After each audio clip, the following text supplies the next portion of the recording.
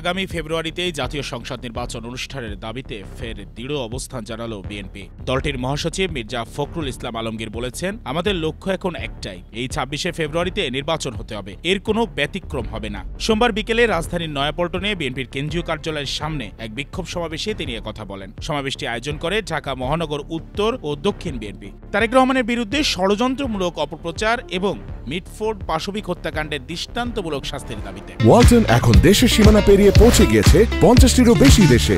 ওয়ালটন, ঘরে ঘরে বিশ্বজুড়ে। ফখরুল অভিযোগ করেন, লন্ডনে বিএনপির বৈঠকের পর যখন দেশের মানুষ নির্বাচন নিয়ে আশাবাদী হচ্ছিল, তখন কিছু চক্র রাজনীতিকে ভিন্ন পথে নিতে ষড়যন্ত্র শুরু করেছে। তিনি বলেন, এরা গণতন্ত্রের শত্রু, দেশের শত্রু, বাংলাদেশের স্থিতিশীলতা নষ্ট করতেই এদের চক্রান্ত। তারেক রহমানকে নিয়ে অকথ্য ভাষায় স্লোগান ও অপপ্রচার চালানো হচ্ছে বলে দাবি করে তিনি বলেন, বিএনপি কোনো অপপ্রচারে ভয় পায় না, আমরা চ্যালেঞ্জ মোকাবেলা করে বারবার ঘুরে দাঁড়িয়েছি। বিক্ষোভে বিএনপি নেতাকর্মীদের সতর্ক থাকতে আহ্বান জানিয়ে ফখরুল বলেন, একটি পক্ষ বিএনপিকে উত্তেজিত করে ফাঁদে ফেলতে চায়, কিন্তু আমরা জনগণকে সঙ্গে নিয়ে ফ্যাসিস্টের বিদায় করব।